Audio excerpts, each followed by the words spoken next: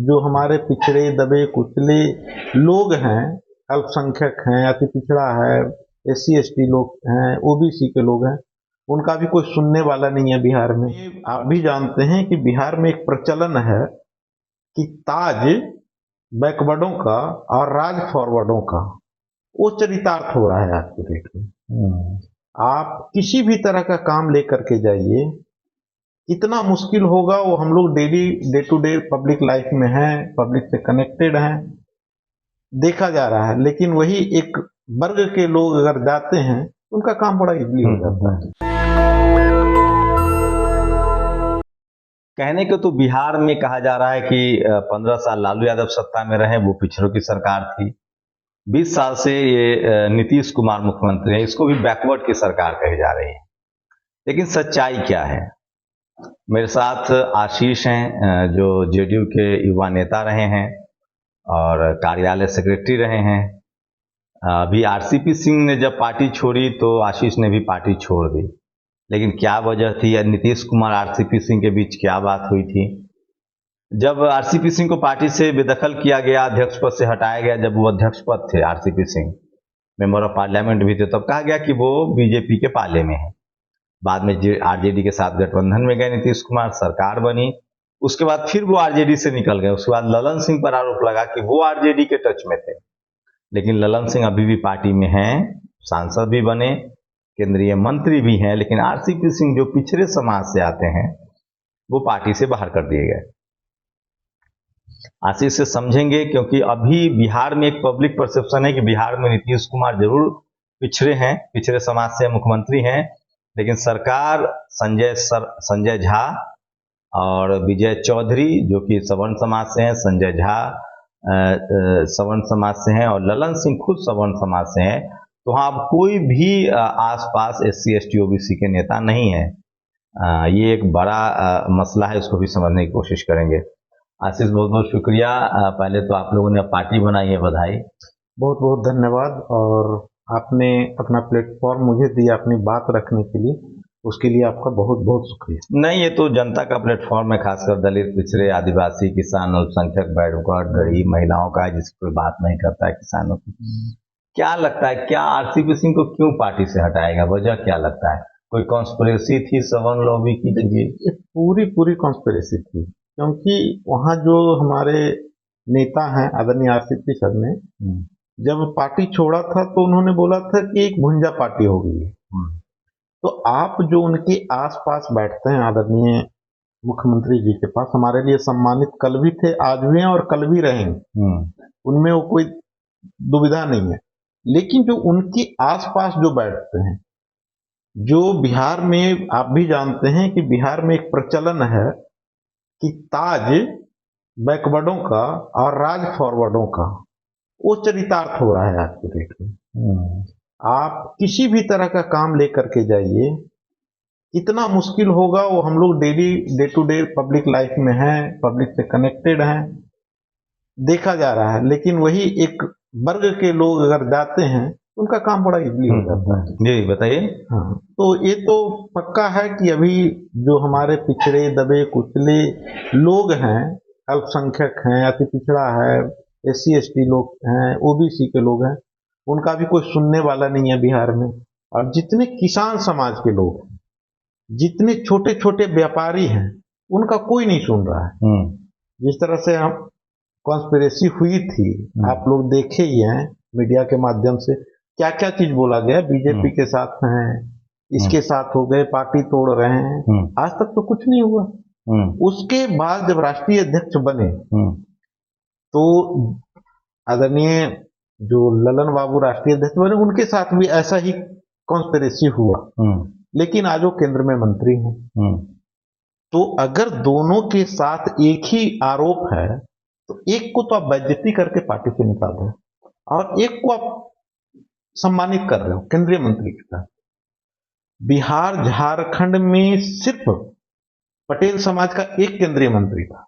बिहार झारखंड उत्तर प्रदेश मिलाकर के एक पटेल समाज का केंद्रीय मंत्री नहीं, वो राज्य मंत्री कि कैबिनेट में सिर्फ एक थे RCP सिंह जी पटेल। अच्छा, हाँ, मतलब जो कुछ लोगों को नहीं पता कि बिहार, झारखंड, उत्तर प्रदेश इतने बड़े पटेल समाज की जनसंख्या जहां है, पिछड़ा दलित का जो आवाज बनेगा वो कंस्पिरेसी के तहत हटाया गया।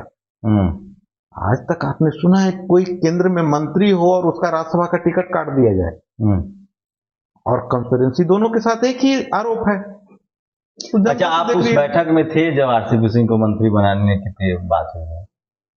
हमें बताया गया था कि उसके बाद हम थे, क्योंकि कुछ बातें हैं जो कि मीडिया पे नहीं बोलना चाहिए, लेकिन हमें पूरी जानकारी है कि जब फैसला हुआ था तो कहा गया था कि इनको केंद्र में मंत्री बनाया जाए और इनको राष्ट्रीय अध्यक्ष बनाया जाए।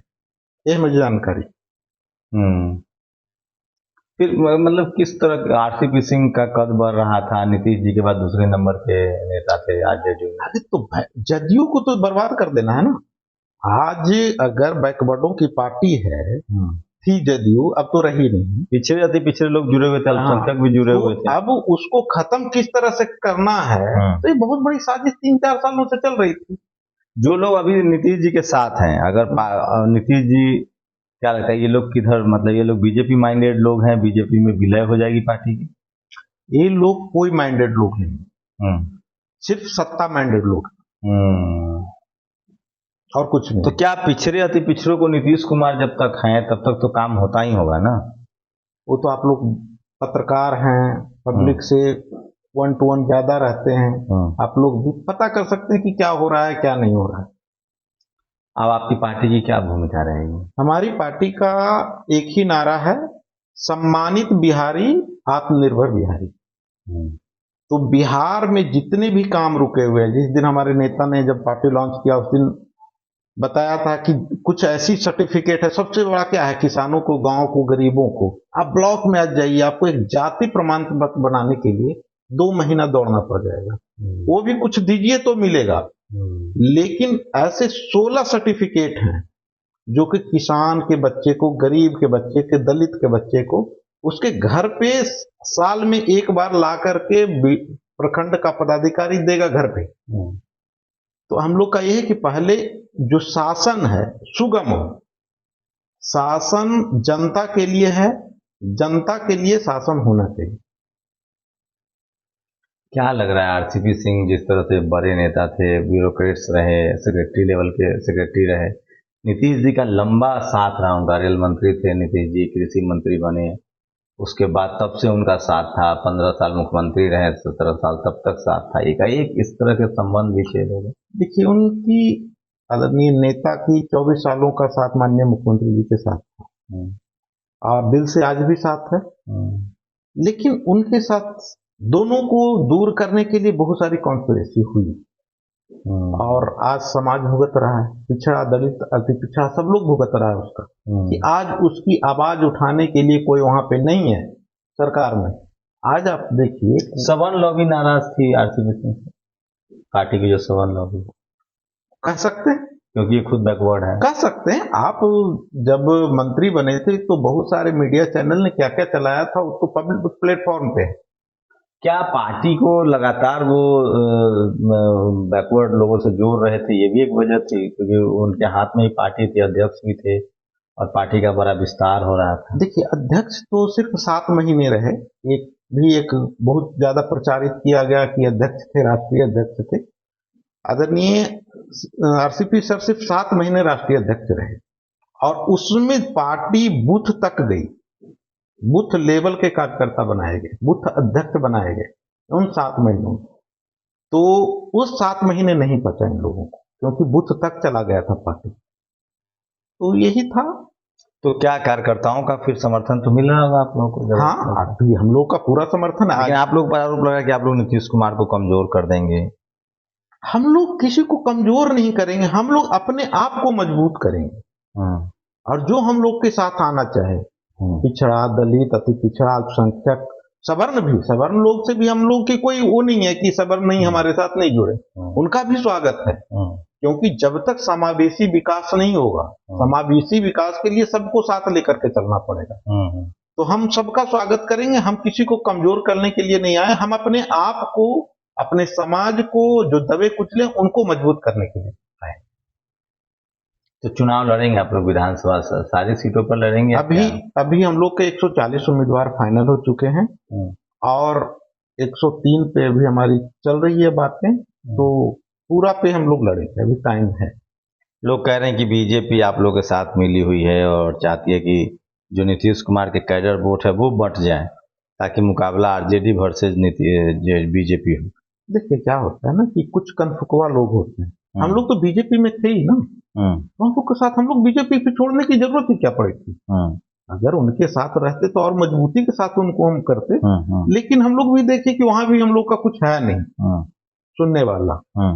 तो हम लोगों ने देखा जितने भी दबे कुचले पिछड़े लोग हैं, अल्पसंख्यक हैं, उनकी आवाज तो कहीं ना कहीं उठानी पड़ेगी ना। तो उसके लिए हम लोग एक प्लेटफॉर्म दिए हैं और सारे लोग जुड़ रहे हैं। आज भी हम लोगों ने 23 प्रकोष्ठों का गठन किया है बिहार में इतने कम दिनों में। किस तरह से, मतलब सब जगह जिलाध्यक्ष हो गए आप? जिलाध्यक्ष करीब करीब 50% जिला में करीब करीब कर दिया। मनोनयन एक ही बार करेंगे, लेकिन आज 23 प्रकोष्ठों के अध्यक्ष के नाम की घोषणा हम लोगों ने किया है। तो क्या रिस्पांस मिल रहा है पार्टी में? बहुत अच्छा रिस्पांस। आप ही सोचिए ना, 1 महीने की पार्टी है और जो कौन सी इंडिया में पार्टी है जो अपना राष्ट्रीय पदाधिकारी, प्रदेश पदाधिकारी और 23 प्रकोष्ठ का गठन 1 महीना भी नहीं हो रहा है और घोषणा कर दे। तो आप तो रिस्पांस देख रहे हैं। भविष्य में फिर से आप लोग जेडीयू में जा सकते हैं? नहीं, इसकी कोई संभावना नहीं है, क्योंकि हम लोगों ने अपना रास्ता बनाया है। जो आएंगे उनका सबका हृदय से स्वागत है और मान सम्मान पूरी मिलेगी। तो ये आशीष जी हैं जो जेडीयू से जुड़े हुए थे जब तक आरसीपी सिंह थे। अब आरसीपी सिंह ने अपनी पार्टी बनाई है आशा। आशा उसको शॉर्ट में कह रहे हैं आप। हाँ। और तो आप सबकी आवाज आशा है और बिहार की जितनी भी आशा आकांक्षा है उस पर हम लोग खरे उतरने की कोशिश करेंगे। तो सोचिए, 2 बार नीतीश जी ने इस तरह की कॉन्स्पिरेसी की शिकायत की, दोनों बार सरकार ने गठबंधन तोड़ा, लेकिन एक बार ललन सिंह पर आरोप लगा कि वो आरजेडी से मिलने वाले थे, लेकिन वो अभी भी पार्टी में हैं और वो केंद्रीय मंत्री भी हैं। आरसीपी सिंह पर इसी तरह का आरोप लगे कि वो बीजेपी से मिलने वाले थे, बाद में अभी बीजेपी के साथ सरकार भी चल रही है, लेकिन आरसीपी सिंह को पार्टी से दरकिनार कर दिया गया। उन्होंने एक पार्टी बनाई है, उनके युवा नेता थे आशीष। आप लोग अपनी राय जरूर दीजिए। क्या इस तरह के गॉसिप है, पॉलिटिकल गॉसिप है, पॉलिटिकल लोग बात करते हैं बिहार में कि अभी नीतीश कुमार सिर्फ चेहरा हैं और जो सत्ता के आसपास जो लोग हैं, जो सत्ता चला रहे हैं, वो सवर्ण समाज के लोग हैं। बिहार में पिछड़ा, अति पिछड़ा और बैकवर्ड फॉरवर्ड की लड़ाई होती रही है पिछले 35 साल से। 15 साल लालू यादव, राबड़ी देवी मुख्यमंत्री रही हैं, उसके बाद नीतीश कुमार लगातार मुख्यमंत्री हैं, लेकिन अब लोग कह रहे हैं कि नीतीश कुमार सिर्फ चेहरा बच गए हैं। फैसले सारे जो हैं वो अब सवर्ण लॉबी ले रहा है। आप लोग इससे सहमत हैं, असहमत हैं? अपनी राय जरूर दीजिए। नेशनल दस्तक की आपसे गुजारिश है कि अगर इसको बचाना चाहते हैं तो नेशनल दस्तक को सब्सक्राइब करने के लिए रेड कलर के सब्सक्राइब बटन को दबाएं, फिर बेल आइकन की घंटी दबाएं। नेशनल दस्तक को बचाने के लिए बहुत जरूरी है कि हर खबर को शेयर करें, लाइक करें, कमेंट जरूर करें।